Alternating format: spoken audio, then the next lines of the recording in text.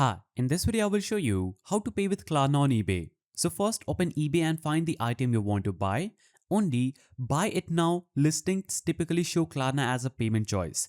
Auctions may not always offer it at checkout, even if mentioned. So step 2 is adding the cart and going to checkout. Add the item to your cart, proceed to checkout like you normally would, and make sure you're logged into your eBay account and ready to pay. After you do this, at the payment method section, look for the Klarna option with a pink badge.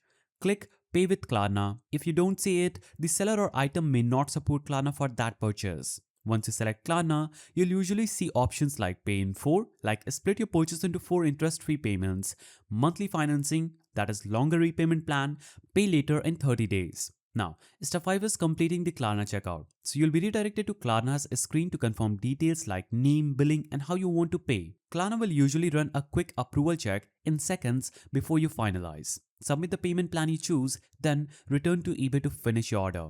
eBay processes the order immediately, and Klarna handles your payment plan behind the scenes. If you found this guide helpful, please don't forget to give it a thumbs up, and thanks for watching.